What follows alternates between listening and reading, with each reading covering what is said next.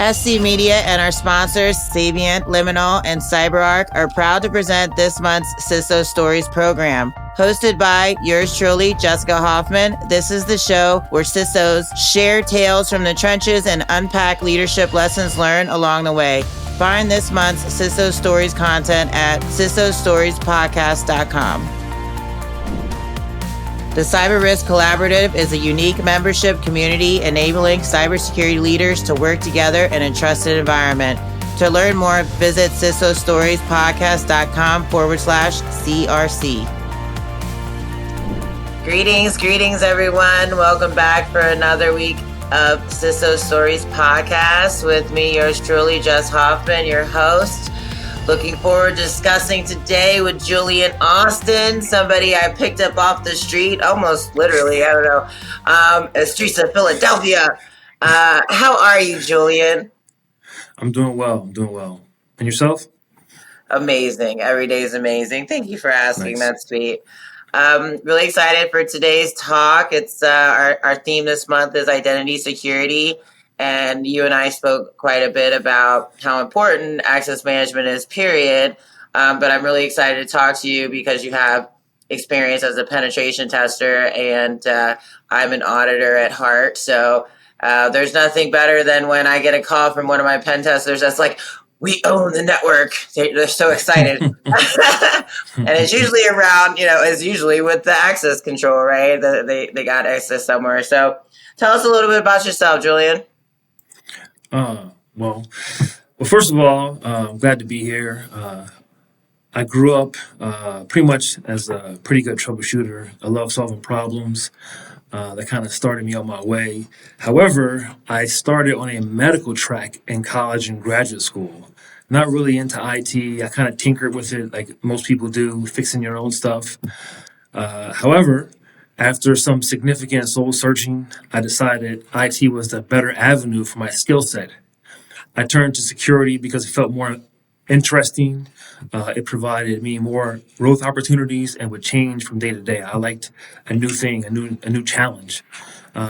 Since then, I've been in IT security for over 15 years, working in the SOC, Security Operations Center, as a data analyst, and then doing multiple engineering roles. Then I moved on to a consultancy where I was trained as a penetration tester and designed and implemented managed security programs for endpoint security, phishing, vulnerability assessment, and remediation. During COVID, I worked in a merger and acquisition security assessment space where large companies were buying small companies, and that allowed me to, get experience building cybersecurity roadmaps using frameworks like CI security controls and presenting risks to executives and senior management. Today, I'm a vCISO for Thrive NextGen on the advisory services team. So a few fun facts about me. I rode a bike across America from Washington, D.C. to San Francisco, California, over 4,300 miles for Habitat for Humanity while in college, and 25 other crazy people were with me. And I also, on the side, I referee men's college basketball. So that's a little bit about me. I love that. I have a friend who he's actually in Scotland right now, biking, but that's his name. Call him Bike Mike. Bike Mike. Okay. And he's like 65 years old, which is so cool. Love that, Julian. Thank you for your background. I didn't know you worked in the stock. We might have to circle back to that. So let's just get right into it. I want to hear some stories from the trenches of how when you're pen testing for clients, of course, we don't want any specifics. Right.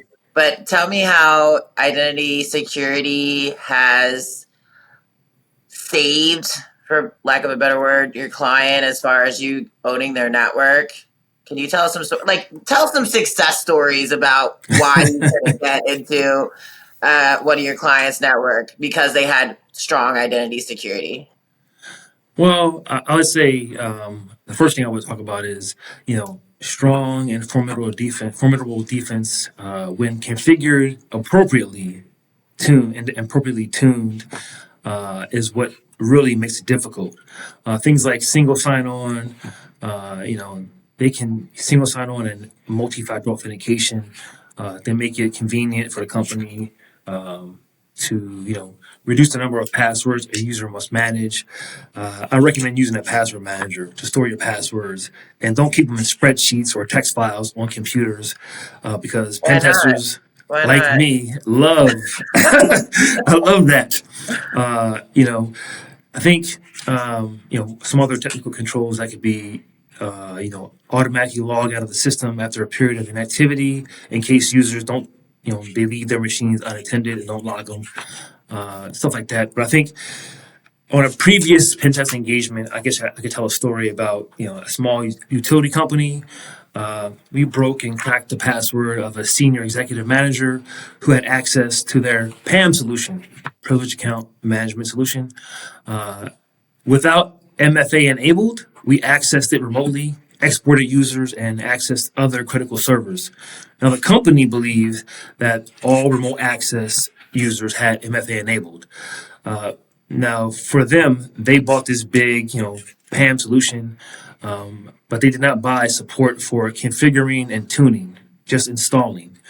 So this put them at risk, serious risk of a breach.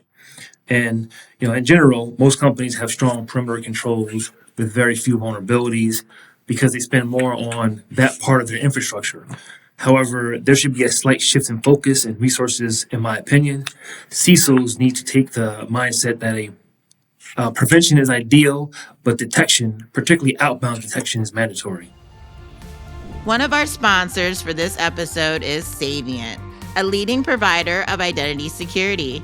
Global enterprises rely on Savient's Identity Cloud for unparalleled visibility and control over every human and machine identity, so they can better secure their organization's business processes, enable digital operations, and empower everyone who works for them and with them with right time, right level access to the digital technologies and tools they need.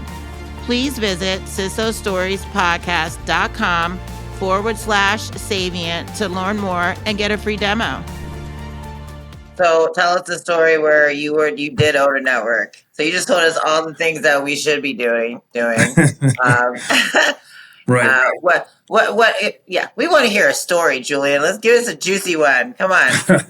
Okay. Well, I think one thing people have to kind of imagine is that, or think about, is that, hacking the environment. People are so worried about patching. That's important. However, it's, a lot of times people get compromised on basic stuff, like, for example, just compromising user credentials, getting unauthorized access that way. I'll give you an example of like a weak password policy, right? So stuff like, we have a password cracker that can crack passwords, or your password policy is basically 8 characters. That password will be broken in seconds. So I was on a pen test engagement where, it was on a 10,000 employee medical center. They thought they had a good password policy. It was just kind of basic 8 to 9 characters. And at the end of the day, I was able to crack, 70% of their passwords, including many of the board of directors and senior management. And so this was a significant issue. All right. So I think one thing you could do to prevent something like this is using a Active Directory password enforcer that compares user-created passwords to a database of compromised passwords. Usually, it prevents weak passwords from being used in a company's environment. Some examples are like SafePass.me or StealthBits password enforcer, and there's many others. I guess I'll give you another story. Companies that use shared email accounts, like department email accounts with multiple users. So, for example, one test I was on was for a regional utility company. They use a shared email account for accounts payable. And we used a phishing campaign offering gift cards to the first 50 employees to be beta testers of the company's new email system. So that was our scenario. They just had to log in and give feedback on access speed, design, and anything else they wanted to say. So we got a few employees to enter credentials and even reply back with feedback. It was kind of interesting. But in that scenario, some people would say, just add multi-factor authentication and you won't get in. However, they had MFA enabled on those Office 365 accounts. The problem was allowing employees the option to choose the same factor for all authentication checks, meaning something something you have, something you are, and somewhere you are. So this company allowed employees to use something for all three: username, password, and a security question. And so this particular person, the security question was my dream job. So in pen testing, kind of before we start, we do a thing called open source intelligence, or OSINT, and we got a lot of information from social media, and we went back to check what we found about this particular person, and we found that they went to school for architecture. So our answer, the first guess actually, was architect, and we got access to their account. So we were able to access the email account, perform data exfiltration, and forward emails for like about almost a week until the engagement was over. Meanwhile, other employees within the company reported phishing emails, and they got Google to disable all my accounts. And so we produced the get out of jail free card and confirmation email from the director of IT. That's another story I could give you. I think you mentioned, why shouldn't people store passwords on spreadsheets or files on their machines? And I would tell you this: as I've broken into many computers and workstations, and I can almost guarantee you that if you access someone's workstation, you're almost guaranteed to find significant password reuse by hiding their saved passwords. So I would say to all people, please, please, please use a password manager, something like 1Password, Keeper, Bitwarden, or for personal use like me, KeePass. CyberArk is the global leader in identity security. Centered on intelligent privilege controls, CyberArk provides the most comprehensive security offering for any identity, human or machine, across business applications, distributed workforces, hybrid cloud environments, and throughout the DevOps lifecycle. The world's leading organizations trust CyberArk to help secure their most critical assets. Please visit CISOstoriespodcast.com/CyberArk to learn more about them. Great advice, Julian, for sure. And not the gift cards. Not the gift card scam you mentioned. I never got a gift card. I'm starting to think I was important, but everybody else seems to have gotten a gift card. Yes, the way that you're able to crack passwords, and I'm not a hacker, I'm not a pen tester, much respect to those in the field. It's just unbelievable how quickly, and OSINT is real. So I don't know how many people out there. I'm sure our listeners, from an executive level, we understand how important it is to be cognizant of what we post online. But when we're talking about our users and just the world we're in today with social media, like you said, like you were able to do some recon on an individual and find out very quickly what their dream job is, And I just kind of laugh, and no shade, like when people have accounts for their kids and their pets. And it's like, we're quite literally setting them up for identity theft, and just youth under 18 are certainly a huge target, especially because when they turn 18, we can the adversaries can open up credit cards and start using them for things of that nature. So those are good stories. I'm having some flashbacks myself of when I was working with pen testers. Very fun. So I heard a quote recently. It's that the hackers or adversaries, they're not hacking in, they're logging in. Right. So they're like getting creds very easily, whether it's account credential harvesting or just straight buying them from, legal markets. What is your take on that? Like right now, in the world that we're living in now, and the environment we're living in now, the threat landscape. Do you believe that these hackers, they're not hacking anymore? They're just logging in. Yes, because the weakest link is definitely the user and also the controls. We talked about earlier, you can have these technical controls, these behemoths, enterprise level controls. But however, if you don't pay to have them installed, configured, and tuned correctly, you're going to have some kind of risk that you don't know about, a vulnerability that you're not even going to patch or fix. I'll give you a perfect example of that, you know, just trying to talk to people and getting them, to help you. People are very friendly and they want to be helpful, right? So that's what employees want to do. And I'll give you an example of social engineering that I did for a client. And just remember, you can try to talk to somebody to socially engineer them to give you their password or give you access to something. You don't need both. You just really need one, right? So a previous phishing engagement was a vishing engagement. Vishing is voice phishing attack. Using a phone, attempting to gain access or get a unauthorized action performed. So I was requested to attempt this attack for a company using a third-party network. They basically used a third party for network device management.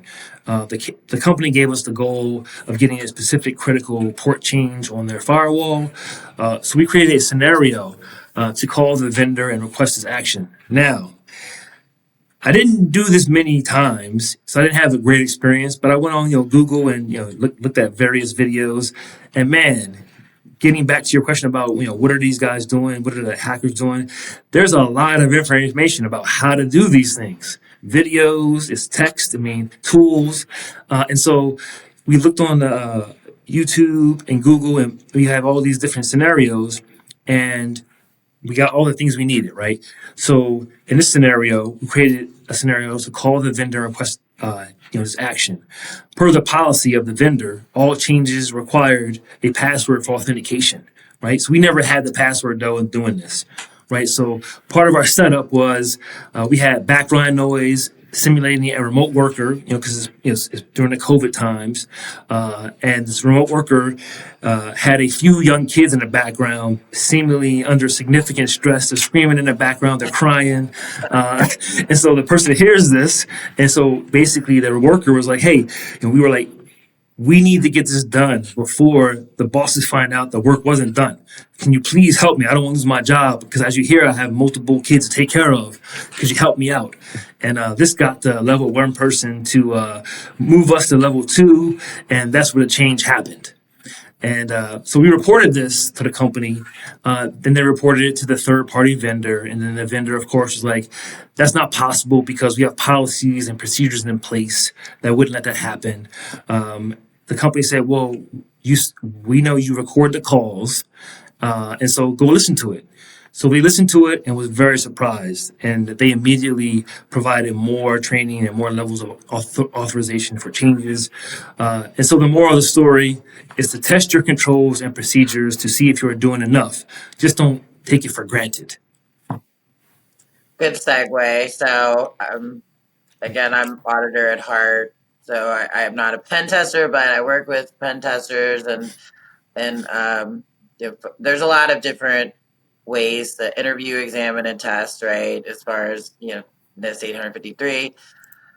So I was more on the interview and examine, not so much a test, but to that point, all of it's very important. So when it comes to documentation, which isn't super sexy, I always like to ask when I'm giving talks in person, who likes to write documentation? I'm always surprised there's more than one. But that's some people's jam. Great, we need it. And it is very important because when we're talking about continuity of operations, bringing on new people, essentially, when I always like to think as far as even audit reports, I want to make sure that I write the report in a way that if somebody picks this up who knows nothing about the assessment, was not involved in the assessment, that they're able to understand it. So same with policies. So when we're talking about access management, access control family, identity, identification and authorization control family, and all the other related controls and all the other procedures for that matter when it comes to access management, identity security. Were you was that part of your testing that you did as a pen test? Did you actually read the policies, or did you just kind of like go in there and just start working to break It it? depends. Honestly, Yeah. it depended on what the client wanted and ultimately how much money they're willing to pay for the services. But yeah, I did policy review for them.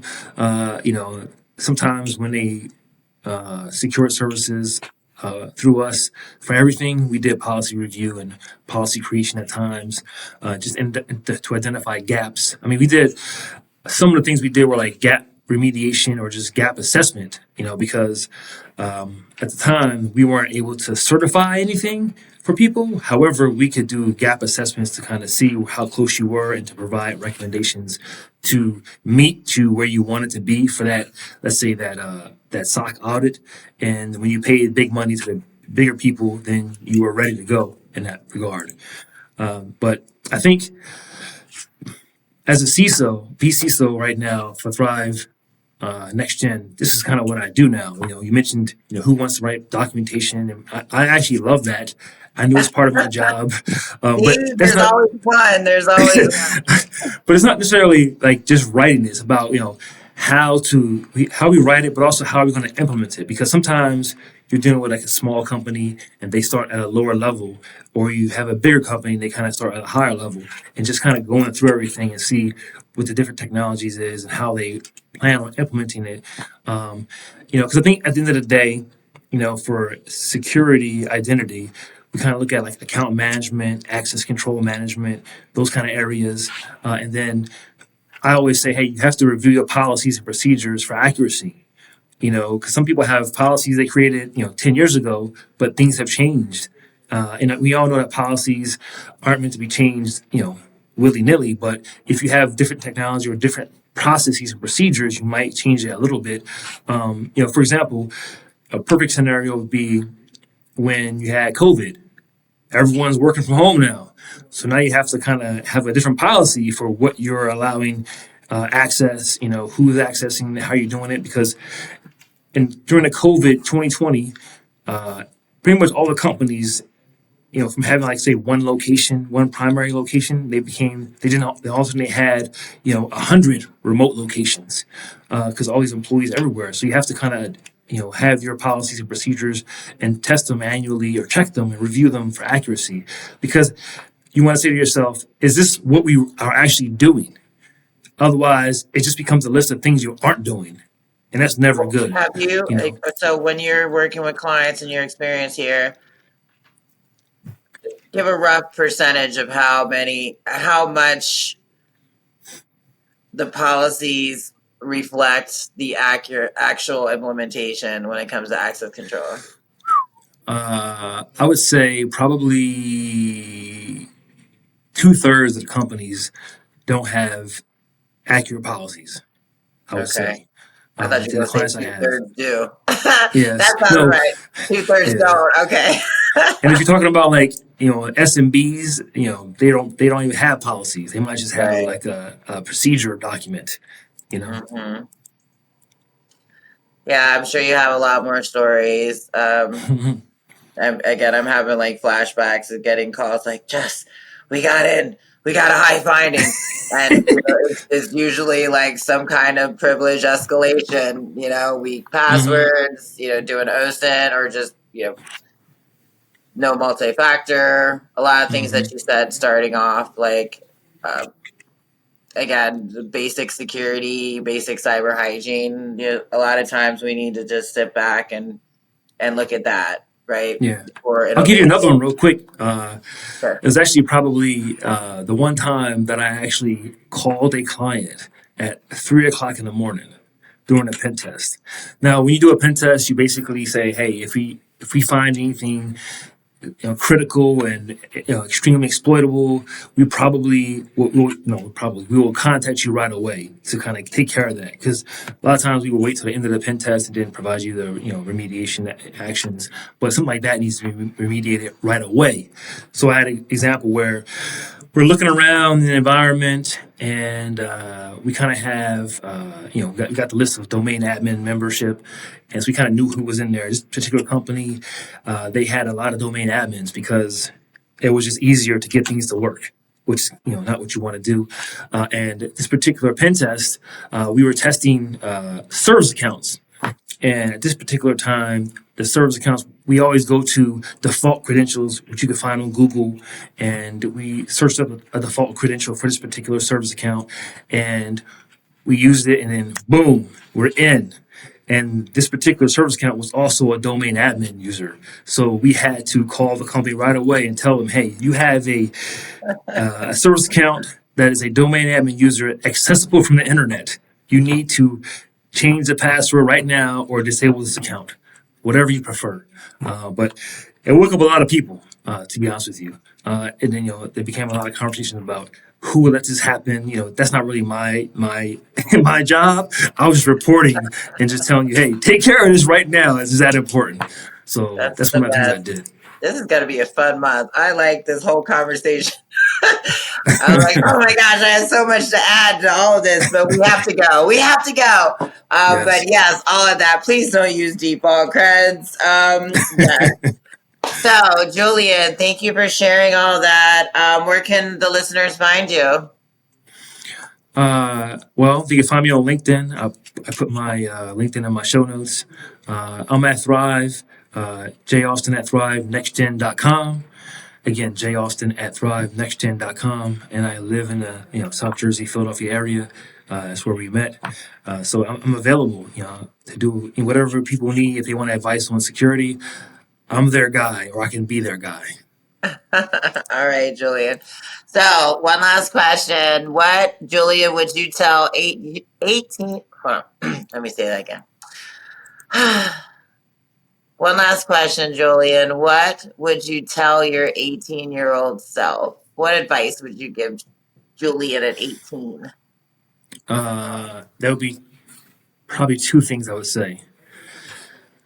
Know how you learn sooner, or figure out how you learn sooner, so you have a better path to navigate through the different things you want to do.